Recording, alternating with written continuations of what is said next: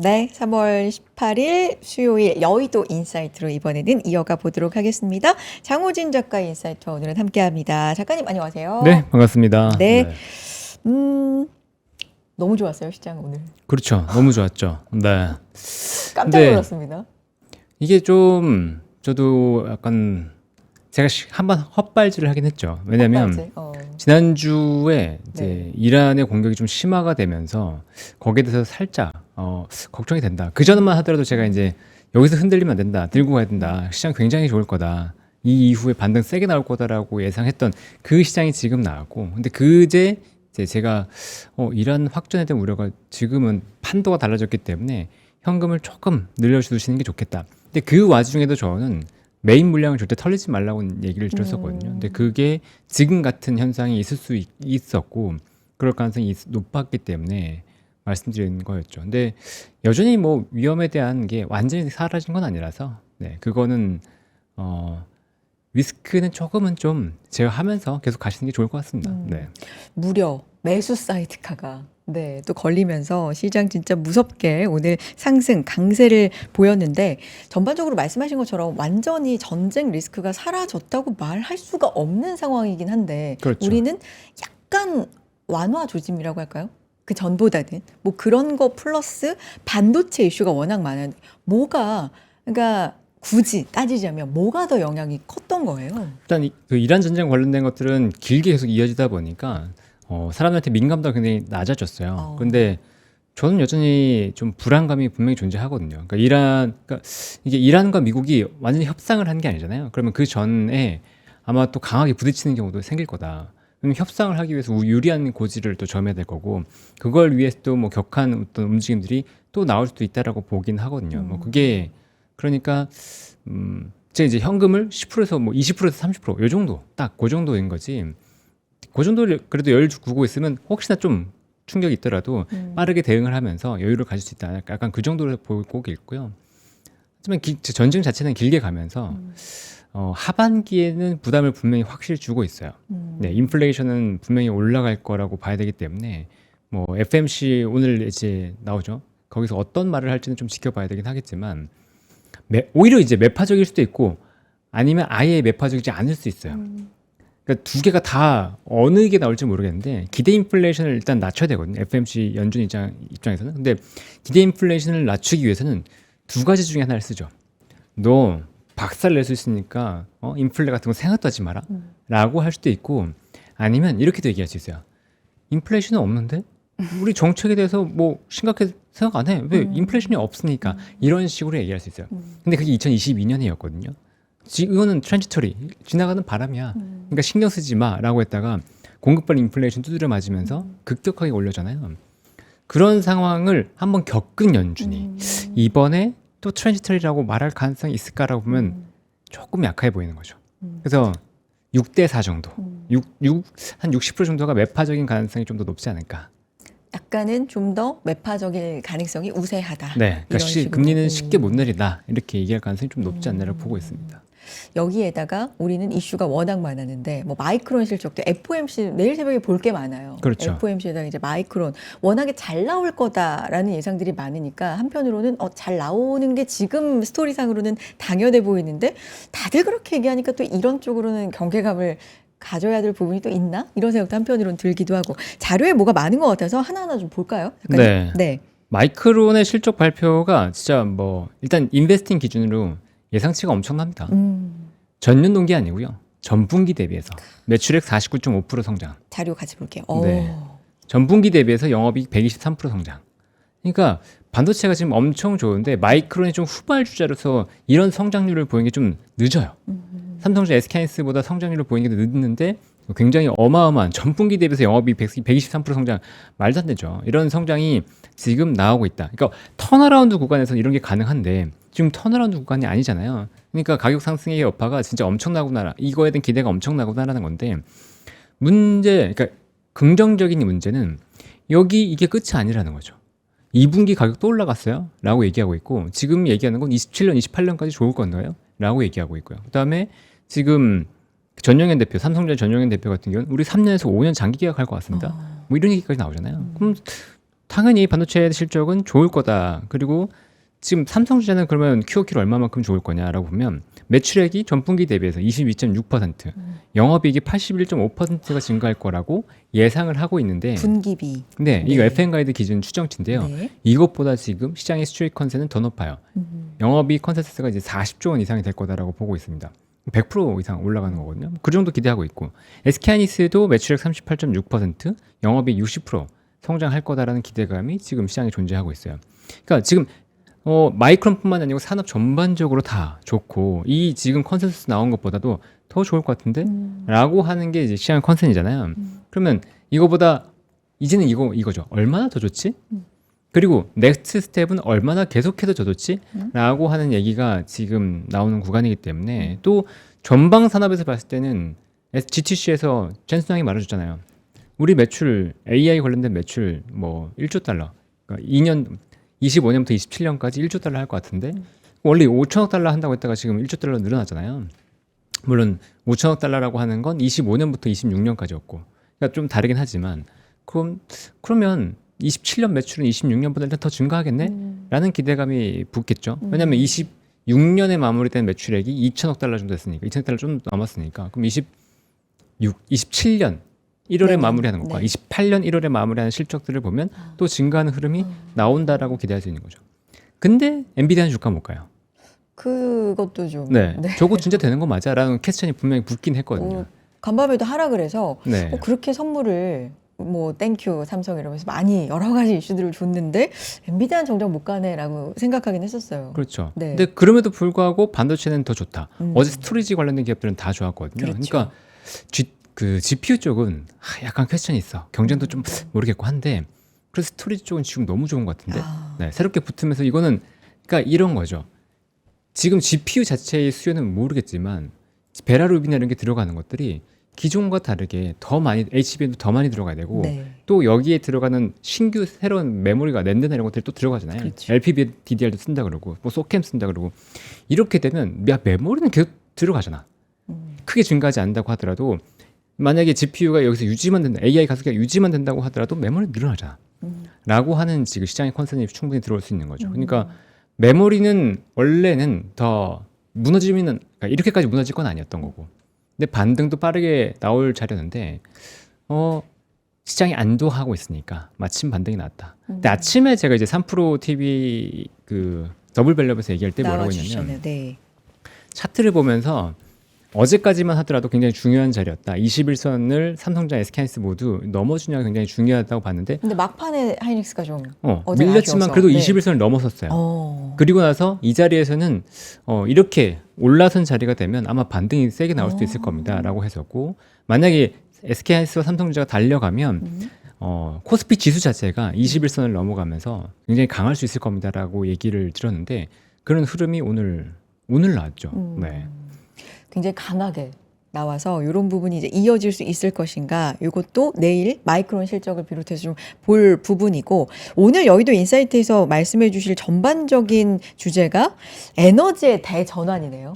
네. 굉장히 크게 원전 SMR부터 우주 데이터 센터까지 이렇게 핵심을 또 제목으로 뽑아주셨는데 어떤 얘기를 하시고 싶은 거예요? 뭐 지난주에 저한테 물어봤던 네. 여쭤보셨던 그 네. 내용이에요.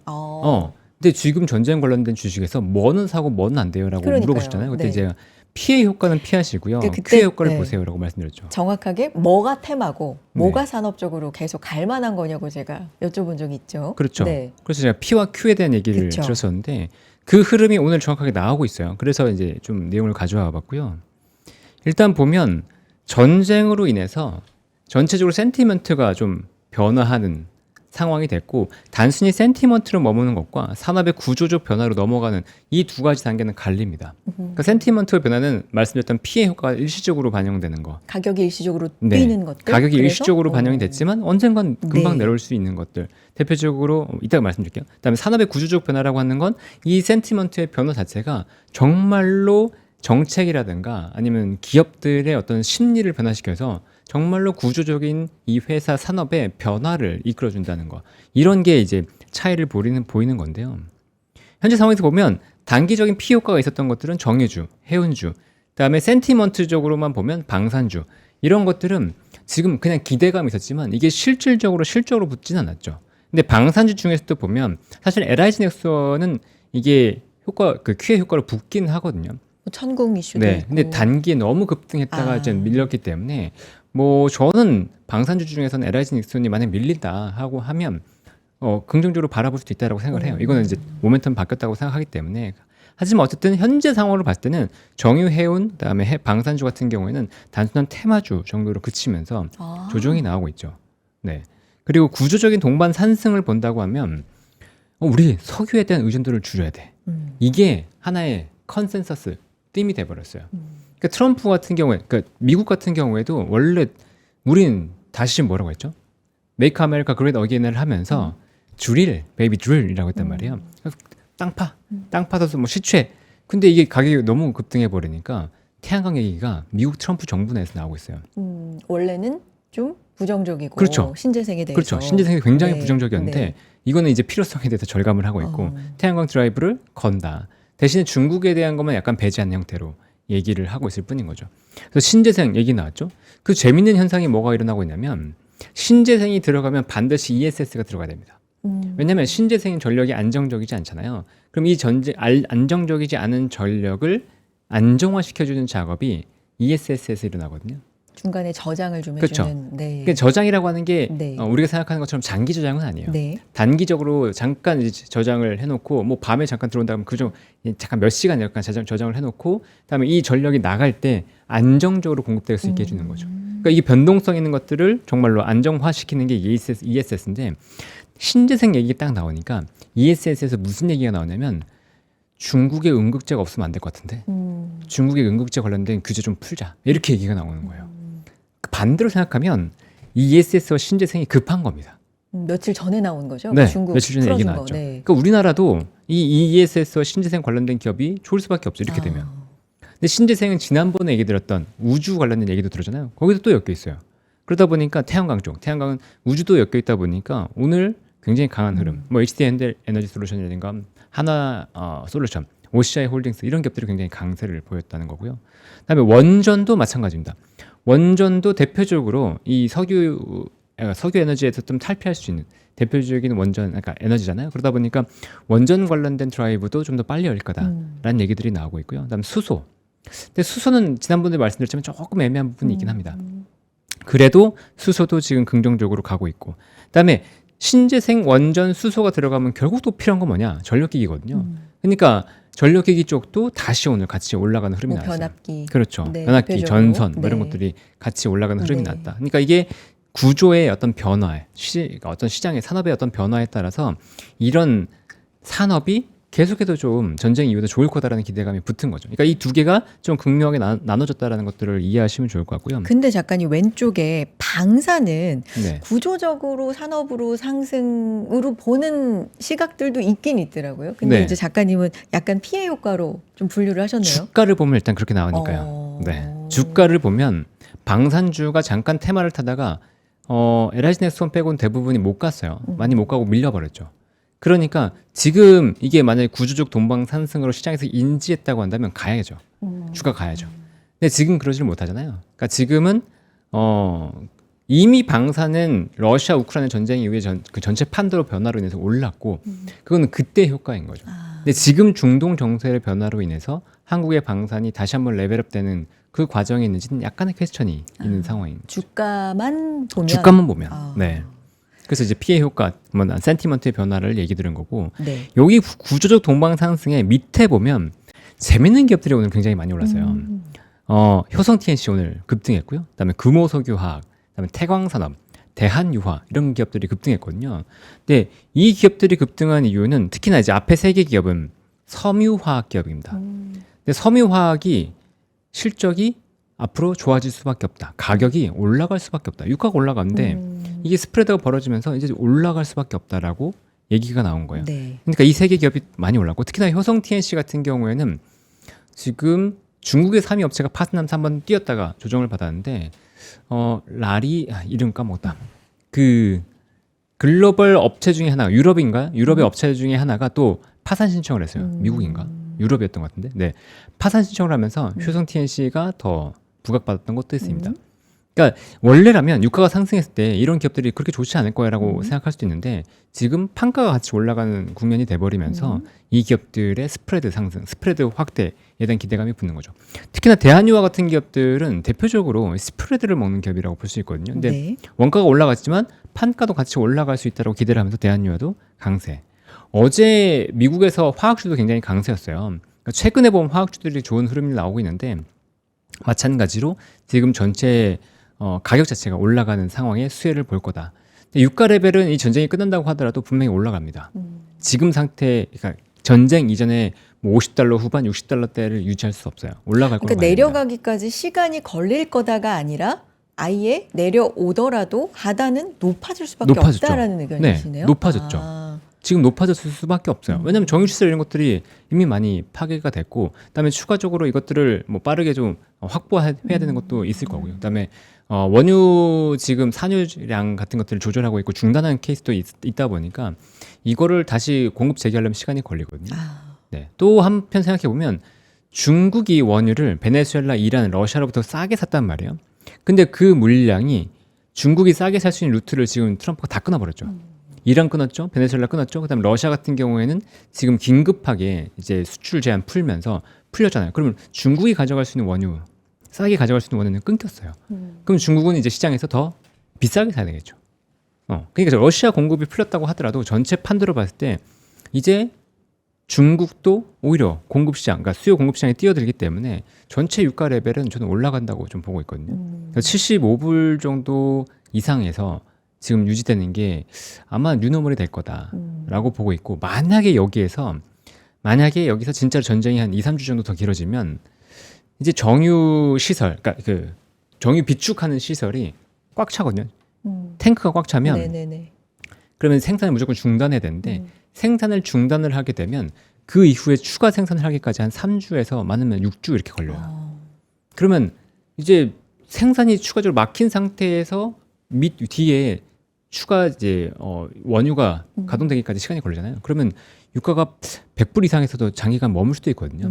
그거에 대한 충격이 가능성이 아예 없는 건 아닙니다. 그래서 아까 이제 시작을 하면서 작가님은 오늘 시장 물론 좋았지만 한편으로 그 지정학적인 부분을 조금 경계심을 늦출 수는 없을 것 같다라고 네, 완전히 말씀하신 지울 수는 부분이, 없어요. 아, 네, 요거는 지금 완전히 지운 다음에 뭐 적어도 레버리지를 막 풀러 써가지고 가자 외치고 막 코스닥 뭐 코스피 레버리지 지르고 그럴 것까지는 아니라는 거죠. 네, 그렇게 가면 나중에 타격이 더 클 수도 있거든요. 그러니까 그런 부분을 조심하자라는 정도인 거죠. 그때 아니 이렇게 얘기는 안 될 것 같아요. 네. 예전에도 제가 이제 부정적으로 봤다가 네. 제가 좀 틀렸나라 하면서 긍정적으로 보고 나서 전쟁 때문에 한번 무너졌고, 이번에는 전쟁 리스크를 좀 심하게 봤다가 이제 반대로 좀 세게 반등이 나와가지고. 아니 근데 작가님이 제 기억에 지난주에 상반기에는 무조건 근데 부지런히 해야 된다. 해야 되죠. 네, 하반기에는 조금 상반기보다는 주가 안 좋을 수도 이렇게 말씀하셨던 것 같은데. 맞아요. 그쵸? 그러니까 지난주도 네. 계속 얘기했었고 네. 굉장히 강하게 얘기했다가 지난 주말에 이란이 확전을 하면서 이라크 공격을 하고, 그다음에 이란이 본격적으로 이제 정유시설 같은 것들을 공격을 하기 시작하면서 그게 좀 불안했었거든요. 이렇게 되면 유가 레벨 자체가 제가 생각했던 75불짜리가 아니고 80불, 90불 이렇게 그게 뉴노멀이 돼버리면 인플레이션 우려 때문에 이게 생각보다 충격이 빨리 올 수도 있다고 봤었거든요. 그러니까 그게 너무 걱정이 됐기 때문에 제가 상상이 너무 풍부한 걸 수도 있죠. 근데 그게 너무 걱정이 됐기 때문에 원래라면 지금 물량 절대 놓치지 마세요라고 했다가 현금 조금 늘려두세요라고 했는데 시장이 반등이 나와버렸죠. 네. 네. 그런 시장이란 상황입니다. 거. 네. 계속 가보죠. 실제 원전에 대한 얘기, 이제 삼성물산, 현대건설, 대우건설 이렇게 말씀해 주시는데 오늘 뭐 많이 올랐어요. 특히 좋았죠. 대우건설. 네. 그러니까 원전 네. EPC를 실질적으로 우리나라에서 건설회사 한 3개를 꼽습니다. 삼성물산, 현대건설, 이제 대우건설 이 3개를 꼽고 있고요. 그다음에 이 중에서 현대건설이 탑이 됐죠. 현대건설이 탑이었고, 삼성물산은 삼성 지분이나 이런 것들도 엮여 있다 보니까 그러니까 삼성 지배구조 개편과도 연결이 되어 있다 보니까 삼성물산은 원전으로서는 많이 못 가고요. 그다음에 대우건설이 이제 뒤늦게 좀 많이 치고 올라갔어요. 그리고 오늘도 대우건설이 급등했죠. 그렇죠. 네. 근데 대우건설 아침 방송에서 모닝 그 더블 밸류업에서 계속 강조했었거든요. 이게 현대건설 아마 따라갈 겁니다. 음. 현대건설이 작년부터 스토리가 뭐가 나왔었냐면 빅베스가 일단 첫 번째로 나왔었고요. 그래서 건설업이 턴어라운드 합니다. 라는 게 첫 번째 스토리였는데 그 다음에 원전이 붙으면서 완전 레벨업이 됐어요. 근데 대우건설이 똑같이 했어요.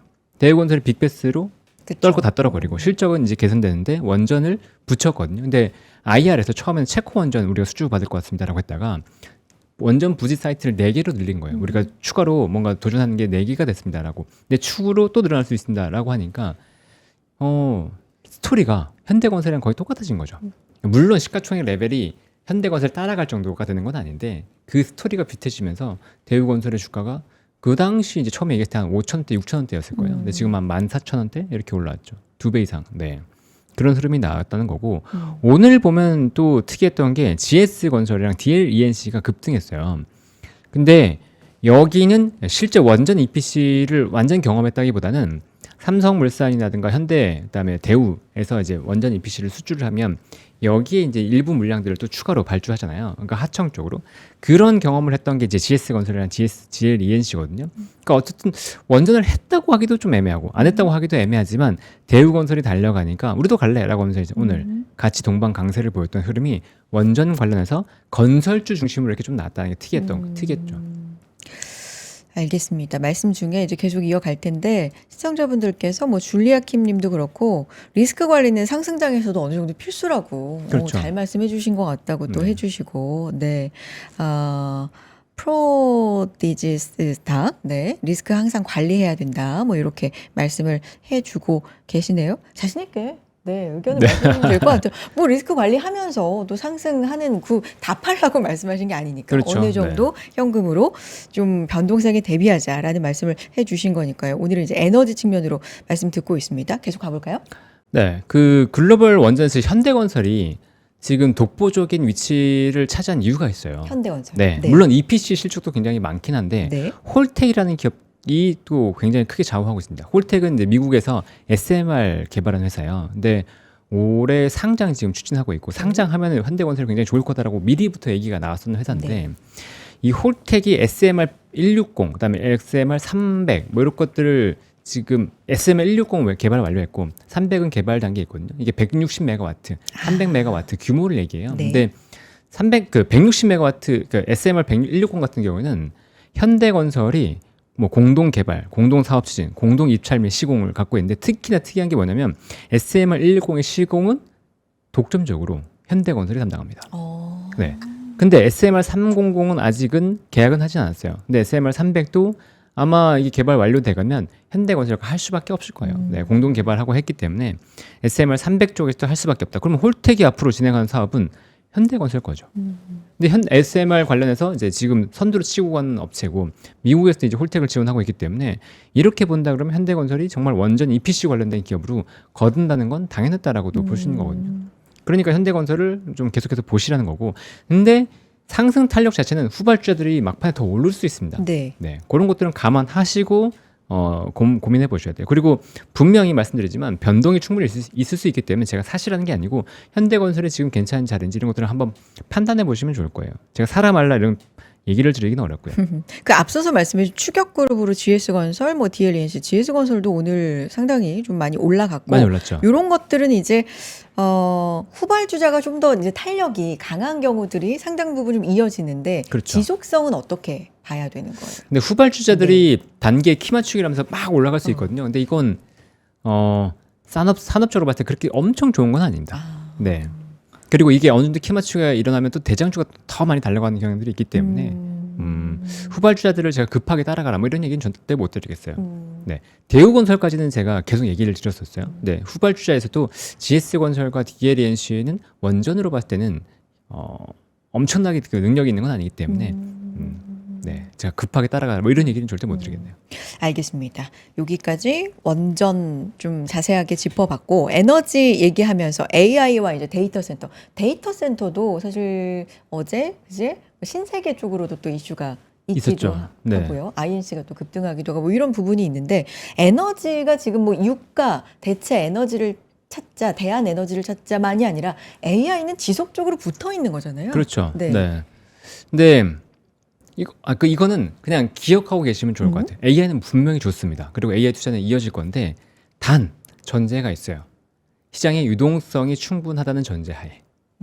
그러면 제가 유동성이 빠진다 안 빠진다를 절대 얘기 드리진 않을게요. 근데 혹시나 유동성이 빠진다 그러면 지금 시장에서 얘기했던 모든 반도체에 대한 긍정적인 뷰를 꺾을 수도 있겠다라는 생각을 가지고 매도 버튼을 누르실 수 있어야 돼요. 유동성이 빠지면 AI 캐펙스도 절대 들어갈 수 없습니다. 그거는 꼭 기억하고 계셔야 돼요. 지금 현재 유동성 상황에서 상황이 좋다, 반도체가 좋다 그런 거지 유동성이 빠져버리면 못 들어가요. 이 근데- 모든 전제에는 유동성이 지금처럼 좀 그렇죠. 풍부한 상황에서 그렇죠. 그거는 분명히 존재하는 거죠. 네, 근데 네. 뭐 네. 이제 사모펀드나 사모대출 같은 것들이 많이 막힌다 그러면 이게 시장 유동성들이 빠져나가기 시작하면서 안 될 수도 있다라는 거죠. 네. 지금의 성장성이 지금 시장에서 생각하는 성장성이 안 나올 수 있다. 아무리 AI 에이전트가 필요하고 뭐가 다 필요하다고 하더라도 일단 잠시 스톱이 될 수도 있다. 그러면 그 넥스트에 다시 봐도 된다는 거죠. 그 전제로 볼게요. 네. 근데 일단 현재 상태로 보면 좋습니다. 음. 그리고 젠슨왕이 어제 좀 재밌는 얘기를 했어요. 지금 그 우주 데이터 센터를 젠슨왕이 또 얘기했습니다. 어제 우주 얘기했죠. 그렇죠. 근데 원래는 머스크가 얘기했단 말이에요. 머스크가 나 우주 데이터 센터 쏠래. 근데 머스크 혼자 얘기했으면 또 상상력 소설 쓰네 뭐 이럴 수 있잖아요. 근데 젠슨왕이 우리가 도와줄게라고 한 거예요. 네, 우리가 그 우주에서 쓸 수 있는 GPU AI 가속기를 실제로 지금 준비하고 있어라고 얘기를 한 거죠. 그러면서 똑같은 얘기를 합니다. 그때 우주 태양광 할 때 설명드렸던 거랑 똑같은데 지상에서는 전력 문제가 있어요. 그리고 부지가 필요하고요. 냉각에 대한 비용이 많이 들어갑니다. 그러니까 지상 데이터 센터로는 한계가 있을 겁니다. 라고 얘기하는 거죠. 그럼 뭔가를 뚫어야 되는데 우주 쪽이 좋더라. 그래서 우리는 우주 데이터 센터를 만들 것이다라고 젠슨왕 CEO가 얘기를 했어요. 근데 패러다임을 보면 우주를 가니까 태양 에너지 무제한으로 있더라. 그리고 공간 무제한으로 있더라. 그리고 냉각. 이미 우주는 극저온 환경이기 때문에 이 냉각을 활용하는 것도 더 용이하더라. 그러면 이 세 가지가 해결이 되니까 우리는 우주로 가야 한다. 라고 지금 젠슨왕은 얘기하고 있는 거죠. 요 알고 있던 바인데 그쵸. 젠슨왕의 입에서 이게 직접 나왔을 때 무게감이 좀 다른 달랐다. 거죠. 네. 그러니까 제가 그 강의 같은 것들을 할 때 뭘 얘기 드리냐면 트렌드와 패션을 제가 구분하라고 말씀을 드리거든요. 패션은 유행인 거죠.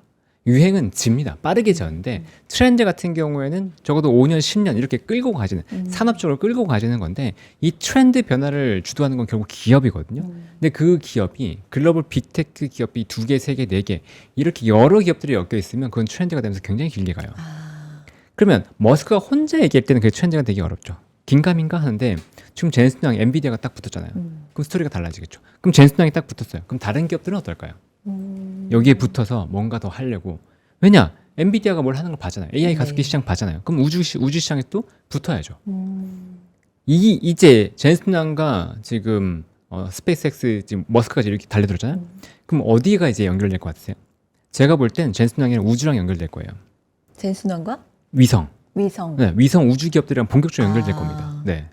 지금 머스크는 태양광 쪽에 연결했다 네. 그러면 이제 쏠 수 있는 것들을 본격적으로 얘기되고 투자도 하고 이렇게 되지 않을까. 위성 쪽으로. 그렇죠. 네, 그런 얘기가 나오지 않을까라는 생각이 들어요. 스페이스X는 그럴 필요가 없잖아요. 스페이스X는 어차피 자기가 갖고 있으니까 필요가 없었고 젠슨왕 같은 경우는 그런 쪽으로 얘기가 나올 수 있다.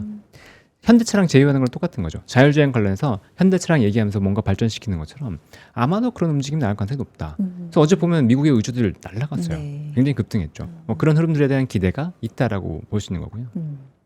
그래서 우주용 AI 컴퓨팅 칩 이제 이쪽으로 불이 켜졌다. 그렇죠. 그래서 구체적으로 얘기를 했어요. 네. 우리는 우주용으로 AI 컴퓨팅 칩을 개발을 하고 있고 또 우주 데이터 센터 모듈, 실질적으로 구동할 수 있는 이 모듈을 구현하려고 노력을 하고 있는데 그러니까 칩과 위성 모듈 그렇죠. 양쪽이네. 네, 모듈 쪽. 근데 이걸 하려면 우주는 방사능이 굉장히 많기 때문에 이걸 견딜 수 있는 반도체를 엔지니어링 하고 있다, 네. 설계하고 있다라고 네네. 얘기했어요. 구체적으로 지금 진행 단계에 있다는 걸 표출했기 때문에 이거는 정해진 미래입니다. 생각해 보면 정해진 미래예요. 그러면 이것과 관련된 산업이 양자 컴퓨터 보셨잖아요. 젠슨왕이 그때 뭐 언급하면서 올라갔던 거 봤던 것처럼 뭐 상용화까지 몇 년 걸린다라는 그 몇 년 얘기에 따라서 올라가고 내려가고 막 그랬어요. 그렇죠. 근데 이것도 네. 이제는 정해진 미래예요. 그러니까 갈 수밖에 없죠. 언제 개발이 되고 언제 어떻게 써하고 비용은 어떻게 절감하고 이거는 모르겠지만 이 얘기는 계속 나올 수밖에 없고 앞으로 계속해서 시장에서 회자가 되면서 관련된 기업들이 계속 속출할 수밖에 없는 새로운 테마라고 봐야 되겠죠.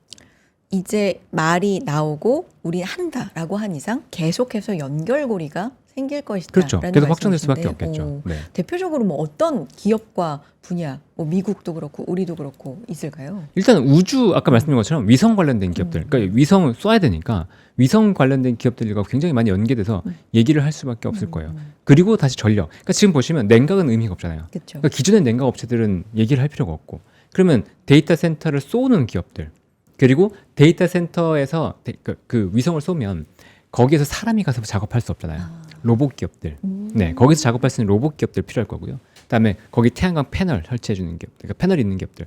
요 세 개가 핵심이 일단은 되겠죠. 그러니까 위성 쏘는 기업들, 그러니까 위성 발사, 추진체, 아까 로켓 이런 기업들 좋을 거고요. 발사, 추진체 이런 기업들.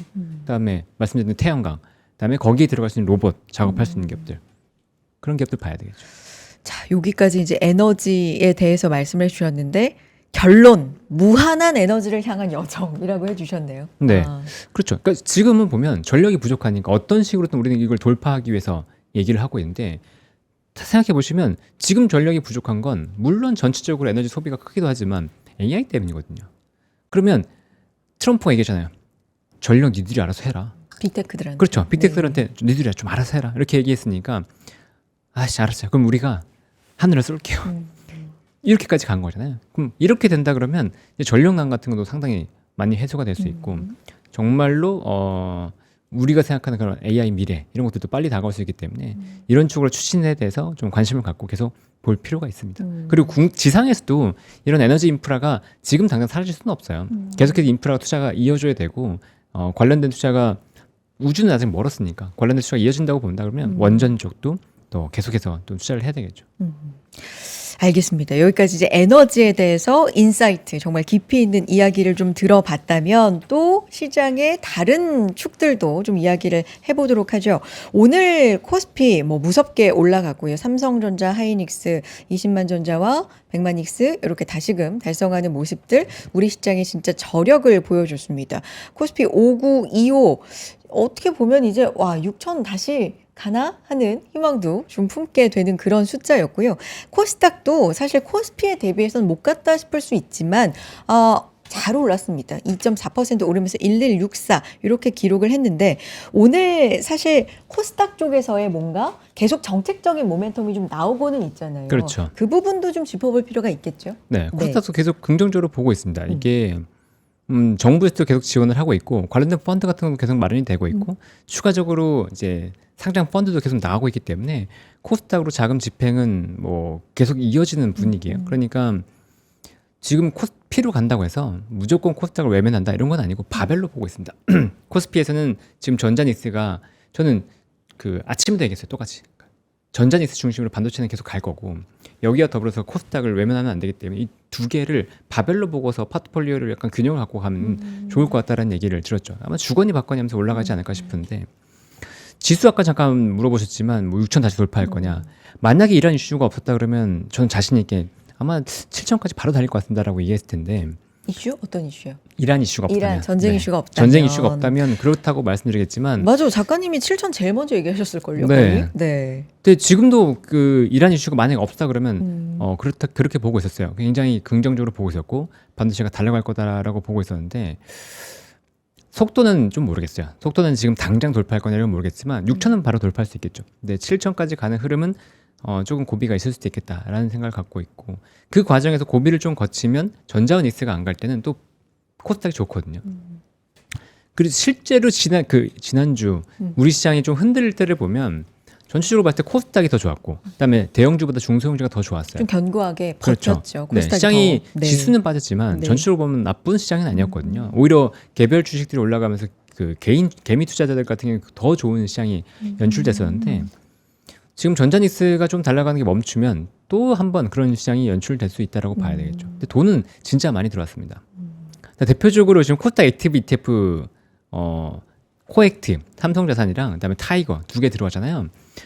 타임폴리오 두 개의 합산 규모가 지금 대충 얼마인지 아세요? 코엑트 펀드가 1조 원 이고요. 그다음에 미래세 펀드가 5,800억 정도 되는 거거든요. 두 개 합하면 1조 6천억이잖아요. 그럼 전체 코스닥 시가총액이 한 600조 원 정도 된다고 하면 1조 원이 크면 크다고 그러니까 작으면 작다고 할 수 있지만 전체 수급상으로 볼 때는 굉장히 크게 작용한 거예요. 단기간에. 그렇죠. 그렇죠. 근데 이런 수급 작용할 수 있는 펀드들이 계속 들어올 거라고 보고 있거든요. 그런 것들을 생각을 해야 되고 또 차례차례 하나씩 예를 네, 드릴게요. 보죠. 네, 일단은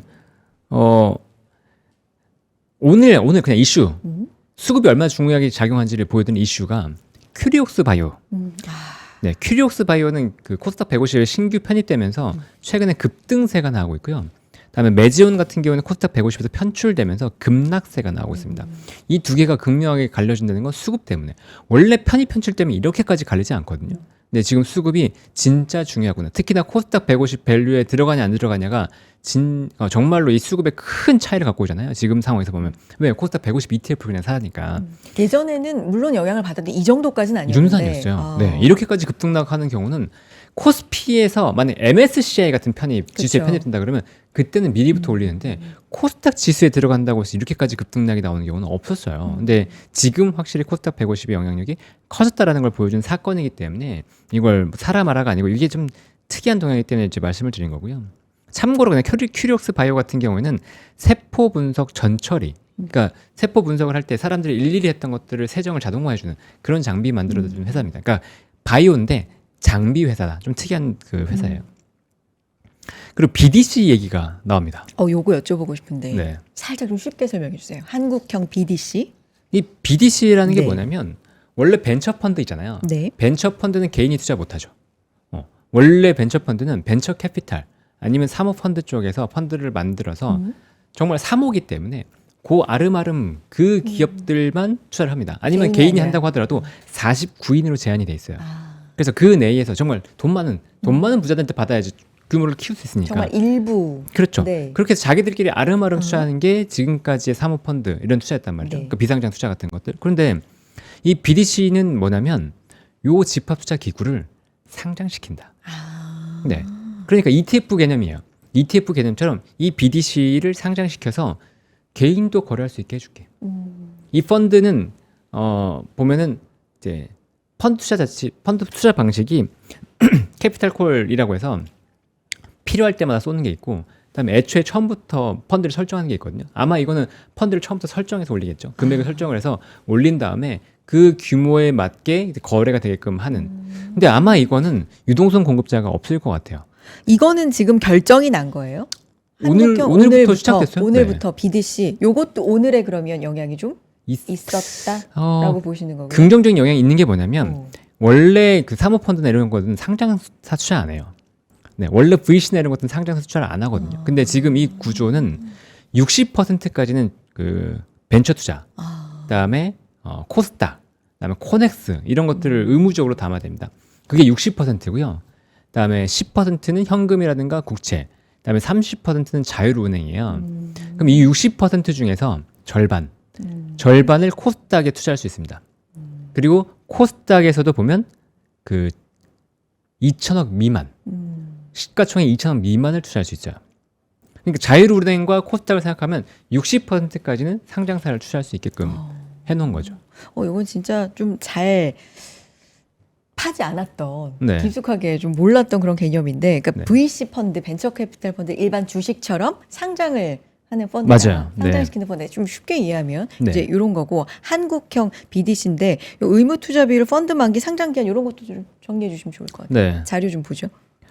의무 투자 비율이 아까 말씀드린 것처럼 네. 벤처 투자, 코넥스, 코스닥을 합쳐서 60%. 근데 60%의 절반, 그러니까 30%는 코스닥, 30%의 제한이 코스닥에 걸려 있어요. 그러니까 코넥스와 벤처 투자도 아마 하겠죠. 근데 제가 볼 때 이 펀드는 대부분 이 30%를 코스닥에 투자할 가능성이 높다. 왜냐하면 위험도가 훨씬 낮잖아요. 그렇죠. 거래가 되기 때문에. 그럼 코스닥에 투자하지 않을 이유가 없다라고 보고 있고, 그다음에 펀드 만기는 최소 5년으로 설정되어 있습니다. 근데 오해하지 마실 게 여러분들이 투자할 때 5년이 묶이는 게 아니에요. 여러분들은 그냥 거래가 됩니다.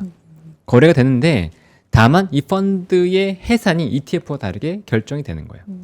그러면 펀드 만기까지 갖고 있으면 이 펀드 포트폴리오에 따라서 최종 정산을 받을 수 있겠죠. 그런 개념으로 보시면 돼요. 네. 그리고 90일 만약에 이 펀드가 설정이 되면 90일 이내에 코스닥 시장에 무조건 상장을 해야 됩니다. 그런 의무가 있는 펀드예요. 그러니까 이 펀드가 설정이 되면 요 그 비중에 맞춰서 투자를 하게 되는데 잘 생각해 보세요. 이 벤처 투자 같은 경우에는 투자하는데 시간이 좀 걸리죠. 그렇죠. 투자 판단하고 결정하고 투자하는데 시간이 좀 걸리잖아요. 그럼 초기에는 코넥스랑 코스닥 중심으로 들어올 수밖에 없어요. 그럼 이 펀드가 설정될 때 자금이 들어온다는 거고요. 이 펀드에서 여기 적어놨나? 이 펀드의 최소 설정 규모가 300억입니다. 네, 어제 상장된 플러스 코스닥 액티브 ETF 규모가 100억이에요. 이 300억 규모가 작은 건 작은 게 아니죠. 아닌데. 네, 그렇게 보면. 그러니까. 왜냐하면 300억의 30%는 코스닥이니까 90억이 들어올 수 있다고 했고, 그 다음에 나머지 30%를 또 잘 운행이니까 180억 정도는 운행을 할 수 있는 거예요. 운영을 할 수 있는 거예요. 근데 코스닥은 2천억 미만이라고 하잖아요. 그러니까 코스닥에서 2천억 미만 중에서 PER, PBR 낮고 회사 펀더멘탈 괜찮은 기업 쪽으로 그동안 굉장히 소외되어 있었고 안 보고 있던 기업들 쪽으로 자금이 들어올 수 있겠구나 라는 것들도 예상을 할 수 있는 부분이거든요. 그래서 아마 스몰캡 쪽에서 이쪽 관련된 기업들 보기 위해서 더 노력할 것 같습니다. 그러면 그 기업들이 딱 나왔을 때 아마 이 펀드에서 담으면서 시장에서 이슈가 많이 될 것 같기도 하고요. 근데 작가님 이게 이제 일반 개인도 쉽게 생각하면 비상장 벤처 투자의 길이 좀 더 넓게 열렸다. 그렇죠. 뭐 이런 얘기인데 기존 상장 주식 투자하고 비교했을 때 조금 뭐랄까 주의해야 될 점? 이런 게 좀 더 있을 것도 같고. 있죠. 그렇죠. 네. 근데 저는 이 BDC에 투자라는 말씀을 절대 안 드려요. 아까 뭐라고 말씀드렸냐면 네. 이 BDC는 설정되는 순간 이미 투자자들이 있어요. 그렇죠. 그럼 그 투자자들이 엑시트하고 싶으면 뭐 파는 거지만 거래가 안 되면 팔 수도 없잖아요. 그렇죠. 근데 구분해서 보셔야 돼요. BDC 펀드는 이미 설정돼 있다니까요. 개인이 이걸 투자하냐 마냐는 아예 차치하고 이 BDC 펀드는 이미 설정돼 있기 때문에 이 펀드에서 자금은 코스닥으로 들어가야 됩니다. 이해되시죠? 그러니까 제가 BDC 펀드를 ETF처럼 관심 갖고 보시라는 게 절대 아니에요. 그런 관점에서 보는 게 아니고 이 BDC 펀드는 벤처 투자자 입장에서는 벤처 캐피탈 입장에서는 오히려 또 긍정적인 부분이 있단 말이에요. 혜택 같은 것도 좀 있고 코스닥 기업을 투자할 수 있다는 것 자체가 이렇게 되면 엑식 같은 것도 좀 더 쉽겠네. 물론 매매 같은 건 좀 어려울 수 있겠지만 엑식 같은 것도 좀 더 뭐 유력하게 가져갈 수 있으니까 이 회사 펀더멘탈만 잘 체크하면 괜찮을 수 있겠네라고 생각할 수 있는 거죠. 그러니까 그런 기업들을 선정을 해서 투자를 아마 검토할 가능성이 있다라고 보는 거니까요. 그러니까 BDC 펀드 자체가 코스닥의 펀더멘탈로 그러니까 수급상으로 긍정적인 영향을 준다. 그것만 좀 지켜보시면 될 것 같아요. 코스닥에 어쨌든 수급적으로 좀 긍정적인 정책적인 그렇죠. 움직임들은 지속적으로 나오고 있다 이런 네. 얘기고 오늘 이제 장중에 전해진 내용들도 보면 뭐 코스닥 1부, 2부 뭐 이렇게 나눈다. 뭐 이런 얘기도 회의 통해서 좀 전해지고 자본시장 안정화 간담회를 통해서 뭐 부실기업 퇴출 이런 얘기도 구체적으로 좀 나오고 있는 상황이긴 합니다. 비상장 기업 그 투자 조금만 더 얘기하면 세제 혜택 이런 것도 있는 거잖아요. 있죠. 네. 그러니까 뭐 개인들이 투자를 한다 그러면 뭐 수익이 많으신 분들 같은 경우에는 여기서 이제 그 아마 세금 감면 뭐 이런 것들이 분명히 존재할 거예요. 그것들이 그 수익이 많으신 분들은 긍정적인 영향이 있겠지만 그렇지 않다 그러면 또 큰 의미는 상관없는. 없을 수 있는 거고. 근데 이게 또 매매가 되기 때문에 이걸 홀드해야지 계속 갖고 있어야지 아마 그게 가능할 것 같긴 하거든요. 그래서 저는 BDC를 투자하라는 말씀은 절대 안 드립니다. 지금. 네. 강조해서 지금 그거 한 네, 네다섯 제가 번 말씀해 주신 것 같아요. 사라는 게 아니에요. 그게 네. 아니고 네. 이 자체가 시장에 긍정적인 영향을 준다. ETF랑은 달라요. ETF랑은 다릅니다. 왜 다르냐면 ETF는 시장 조성자가 있어요. 왜냐면 ETF랑 그 실제 실물이랑 ETF랑 괴리가 있기 때문에 요 괴를 좁히기 위해서 투자를 하잖아요. 근데 BDC는 문제가 뭐냐면 비상장 기업은 괴리라고 하는 게 없어요. 이거에 대한 평가가 정확하게 어떻게 될지 모르니까 유동성 그 시장 조성자가 이거를 매매할 수가 없다라고 보고 있거든요. 그러니까 차이가 있습니다. 알겠습니다. 그 ETF 사실은 시장에 정말 와 ETF, 액티브 ETF, 코스닥 이렇게까지 관심이 많은 줄 몰랐다. 이런 적이 없었다라는 게 여의도 분들 만나보면 최근에 그렇죠. 반응이더라고요. 그 얘기를 좀 해봐야 될 것 같아요. 그러니까 교집합을 찾는 분들도 굉장히 많으시고 실제로 여기에 수급이 좀 엄청나게 단기간에 좀 들어온 부분이 있는데 좀 짚어볼까요? 어제 그러니까 이게 그 재밌는 게 먼저 말씀드릴 게 소문난 잔치 먹을 게 별로 없다. 라고 하는 게 뭐냐면 삼성자산 액티브 ETF랑 타임폴리오의 액티브 ETF 상장하고 나서 지금 마이너스입니다. 그때 한창 반짝. 네, 너무 초반에 너무 셌어요. 너무 강했기 때문에 오히려 지금은 수익이 마이너스입니다. 근데 그 당시 제가 이제 뭐라고 했었냐면 상장할 때 너무 세다. 지금 액티브 ETF 하지 마시고 그냥 코스닥 150 ETF 하고 플러스 종목으로 엣지 주는 게 그러니까 거기서 투자한 기업 중에 괜찮은 기업을 엣지 주는 게 훨씬 낫다라고 말씀을 드렸는데 물론 개인분들이 대응하기는 쉽지 않을 수 있죠. 근데 그렇게 전략을 짰다면 수익이 더 났을 거예요. 아마 그렇겠다면. 근데 하나자산 액티브 ETF는 좀 영향이 다릅니다. 이 회사는 시장에 관심이 너무 없었어요. 크게 없었고 규모도 100억으로 작았어요. 초반에 그 두 개가 너무 시장의 관심을 그러니까요. 많이 받았죠. 그리고 그 기업이 또 빠져버렸잖아요. 아. 빠지니까 이제 크게 영향은 없었고 반대로 기업만 부각을 받았단 말이에요. 이거 왜 투자했지? 라고 하는 그 기업의 부각을 많이 받았기 때문에 하나자산 액티브 ETF도 마찬가지입니다. 이 편입 비중이 높은 기업에 관심이 크게 들어왔어요.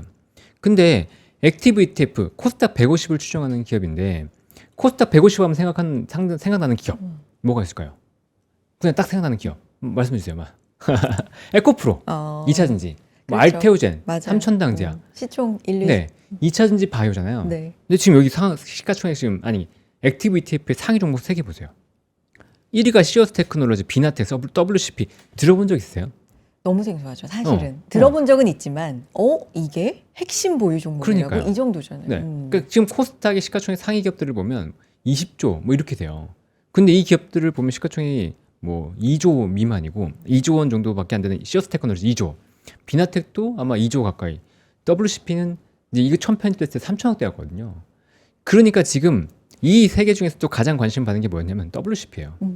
대체 이게 뭔데 액티브 ETF에서 이 종목이 3등이냐? 시가총액 이거 이렇게밖에 안 되는데 코스닥 150을 일단은 그래도 좀 추정을 하거든요.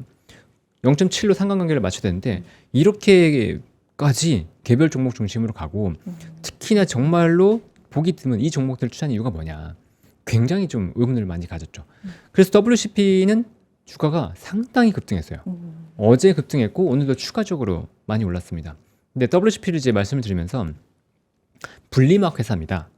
2차전지 분리막. 4대 소재 중에서 양극재, 음극재, 그다음에 전해질, 그다음에 여기 분리막인데 분리막을 한 회사니까 당연히 실적이 안 좋았을 거잖아요. 그런데 오늘 보고서가 나왔어요. 네. KB증권에서 보고서가 나왔는데 이 분리막이 ESS 쪽으로 올해부터 본격적으로 들어갑니다. 그러니까 실적이 턴어라운드하고 좋아질 겁니다라고 얘기가 나온 거죠. 근데 아까 맞다 했죠? ESS 좋을 거라는 거 플러스 수급 붙어 있고 보고서까지 붙었잖아요. 네. 그러니까 3박자 붙으면서 주가가 굉장히 올라간 거죠.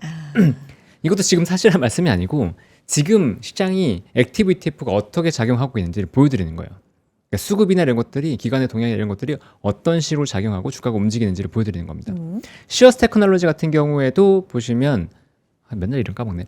그 환자 감시 보호 장치, 그 서비스 이름 까먹었어요. 환자 감시 장치. 그러니까 환자 감시 장치를 실시간으로 계속 확인을 하고 간호사한테 전달해주고, 그다음에 이 데이터가 뭔가 문제가 있을 때 AI적으로 어떤 게 지금 이슈가 발생할 수 있다 이런 것들을 알려주는 게 있거든요. 그 대웅제약이 그걸 판매해요. 근데 국내에서 굉장히 많이 그 병상을 확보했고, 그다음에 글로벌 진출한다고 얘기하면서 이제 탑이 열렸다. 실적이 진짜 빠르게 성장하고 있습니다. 실적도 빠르게 성장을 하고 있고, 그다음에 글로벌 진출에 대한 기대감도 붙어서 시장에서 관심도 안 그래도 있었는 상황이었는데 액티브 ETF에서 비중을 1등으로 싫다 보니까 더 관심을 받았던 케이스라고 볼 수 있죠. 그러니까 뭐 처음에 뭐 성호전자 비롯해서 이제 이런 것들 맞습니다. 비슷한 거잖아요. 네. 이렇게 비중을 뭐 이렇게 관심을 좀 더 그렇죠. 받고. 네. 그런데 차이가 좀 있는 게 뭐냐면 큐리언트나 성호전자는 이미 많이 올랐어요. 야, 이렇게 많이 오른 걸 또 사? 라고 했지만 올랐죠. 거기 또 올랐지만 지금 시어스 테크놀로지는 조정을 받았다가 이제 반등이 나오면서 전고점 뚫는 상황이고, WCP는 바닥에서 이제 반등이 나온 상황이란 말이에요. 그러니까 차트적으로 낮은데 정말 액티브 ETF 요 하나자산 같은 경우에는 바닥에 있는 종목들을 좀 발굴해서 올라가려는 한 경향이 좀 있었다. 비나텍은 좀 다릅니다. 비나텍은 많이 올랐던 기업이긴 한데 어쨌건 하나자산 액티브의 어떤 성향이 기존의 액티브랑 또 다르고 굉장히 그 스몰캡적으로 접근을 하면서 보고 있구나, 이런 것들을 느끼게 했던 포트폴리오였던 것 같아요. 기술 이전 바이오 ETF 요것도 사실은 관심이 좀 많았었는데. 네, 굉장히 컸죠. 이것도 굉장히 컸는데 타이거라고 붙으면, 그러니까 다시 한번 정리를 해드리면 코덱스가 붙으면 삼성, 코액트가 붙어도 액티브 ETF 삼성이고요. 네, 플러스가 붙으면 한화, 에이스가 붙으면 한국자산, 타이거가 붙으면 미래자산이에요. 여기서 보시면 타이거 기술 이전 바이오 ETF가 이제 런칭이 됐죠. 이거 어제였을 거예요. 요 런칭이 됐는데 이것도 비중이 특이했습니다. 1등이 리가켄바이오였어요. 리가켄바이오가 시가총액이 9등이거든요. 그런데 여기서 비중을 굉장히 많이 실었고 전체 포트폴리오에서 봤을 때 리가캠바이오 시가총액 비중은 한 5% 정도였는데 여기서 13% 가까이 실었기 때문에 리가캠바이오에 대한 관심이 더 커졌다라고 볼 수 있습니다. 근데 리가캠바이오는 국내에서 ADC 관련된 그러니까 항체 약물 접합체를 가장 잘하는 기업이고 글로벌리도 기술 이전을 많이 하면서 인정받고 있는 기업이긴 하죠. 근데 어쨌든 관련해서 좀 굉장히 좋은 성과를 냈고 올릭스는 이제 RNA 편집 관련된 기업인데 여기도 비중이 생각보다 좀 높게 나왔어요. 그래서 초반에 리각한 게 올릭스 쪽으로 좀 관심 많이 받았고요. ABL 바이오에는 시가총액 비중만큼 들어왔습니다. 그래서 ABL 바이오는 좋긴 한데 상대적으로 엣지를 주는 종목은 아니었기 때문에 시장에서 관심은 좀 덜 갔던 기업이죠. 근데 지정학적 리스크도 뭐 중간에 이제 이슈가 있긴 있었지만 초반에 받았던 수급적인 강도, 뭐 관심도 이거에 비해서는 뒤로 갈수록 조금은 떨어지는 것 같기는 합니다. 기본적으로는 그렇고. 유가가 내렸기 때문에 네, 110달러까지 갔다 유가가 내려오고 있잖아요. 그리고 오늘도 보면 91달러까지 내려왔고 또 오늘도 우리나라 그 괜찮은 소식이 하나 있었죠.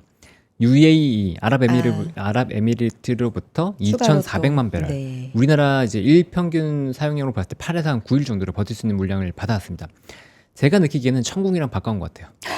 네. 천공 주고 네, 천궁 주고. 빨리 달라 그랬습니다. 너 필요한 네. 거 뭐야? 천궁 줄게.